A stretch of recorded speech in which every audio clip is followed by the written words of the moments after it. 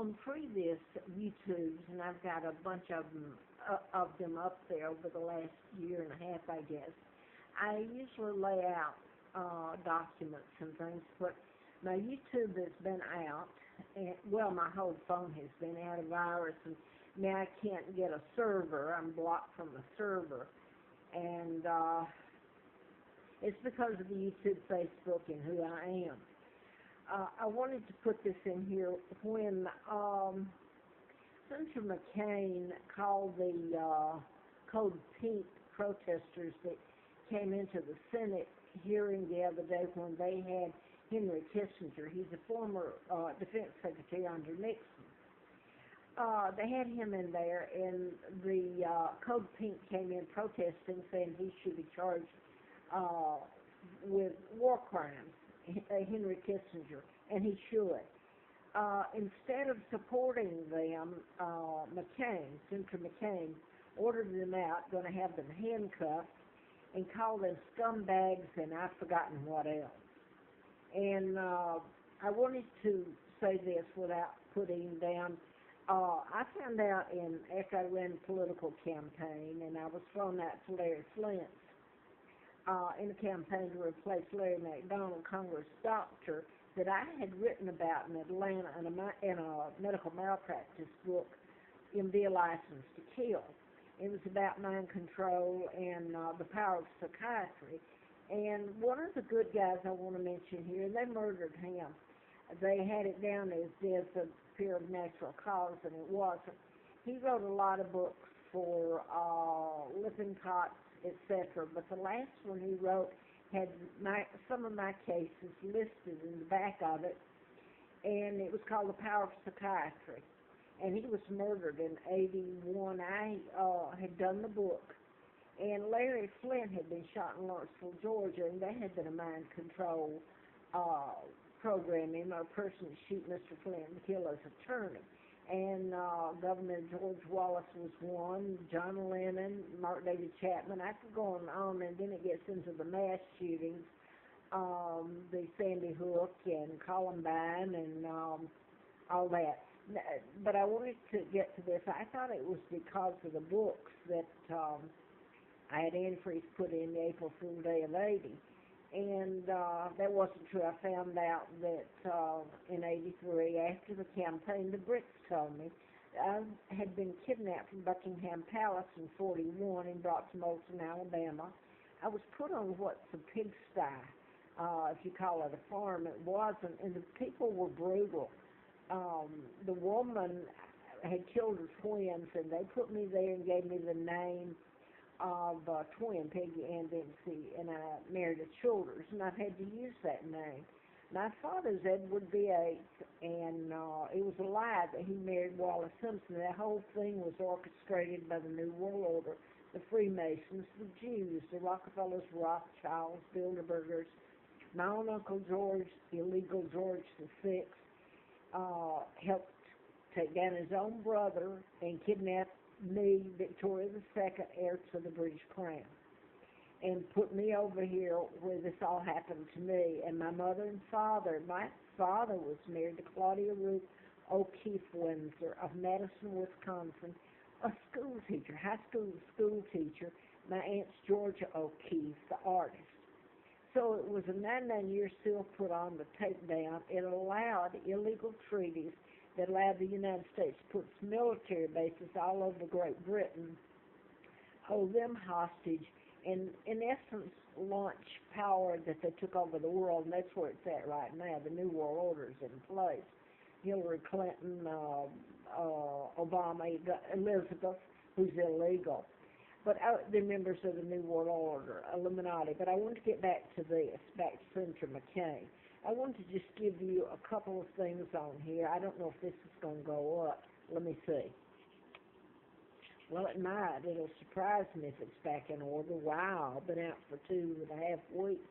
But anyway, to Senator McCain, I was kidnapped and brought over and abused to a pigsty. It was unreal. Given another name, my father taken down, a wonderful man.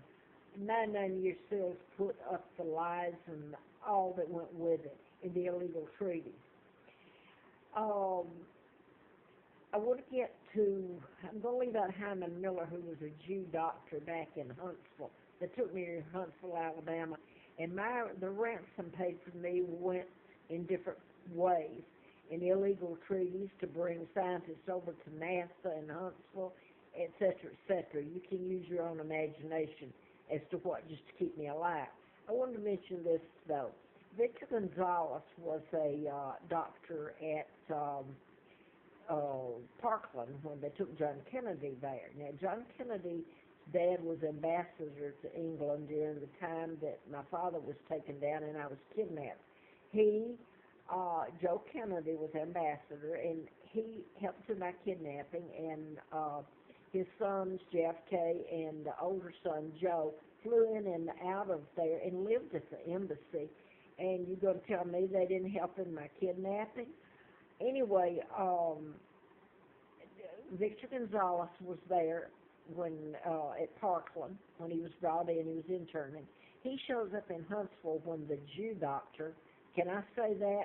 Because I hope you see what this country has done to me, one person, and my sons, Mark and Scott, and then to my parents, and then to my country, and to the Germans. But anyway, Victor Gonzalez was there. He's a child psychiatrist. He was out at Redstone Army Hospital. Now then, the only time I met him there, I worked at a Cosmopolitan Health Spa. I was the director for the women, the manager for the women. And later, I met Gonzalez again in Atlanta. And there was a suit filed against him. And I wrote a book, and that he was one of them in the book, and so was Larry McDonald, Congressman, doctor, and I wrote about mind control. But what I wanted to get into here was this is just one time out of it. I had antifreeze put in April Fool's Day of 80 after doing the book. I thought it was the book. I didn't know about my kidnapping until 83. Now I want to get into what Gonzalez did. This was role-played to me when I worked for the district attorney's office, Fred Simpson, Madison County, Huntsville, Alabama district attorney in 80. After the antifreeze was put in me in that condition, where I could hardly talk, I could type. I passed a background check. But anyway, they role-played the 18-minute gap in the Watergate tape. They role-played it. I did start remembering then. I hadn't found out about my kidnapping and my real name until 83. But Victor Gonzalez, I was in his office, and I'm leaving out all the horror that went on. I put it on some of the other tapes.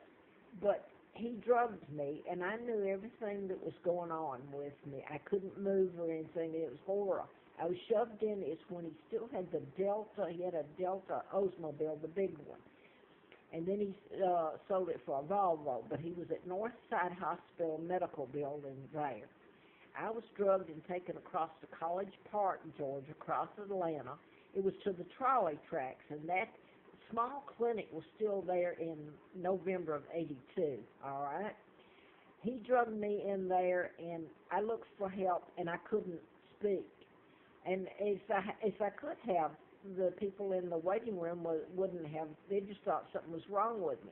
I was taken back, and there were doctors and nurses across the hall from that knew what was going on.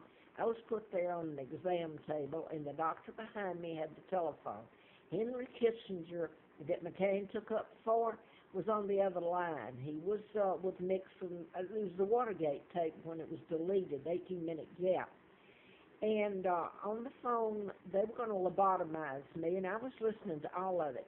If the British didn't come through with their demands, hostage demands. So don't say America, they may not pay hostage money, but they sure collect it. And they collected a hell of a lot for my life to be tortured and the Brits to be tortured. And that's why they don't want to tell it. But anyway, I lay there, and finally a phone call came through, and Victor Gonzalez was standing on the left of me, over me, and the doctor with the phone was behind me. Phone came through that the Brits had met the demand, and I lived to die another day. Now then, I want to get back to this is like, I live in Roanoke, or if you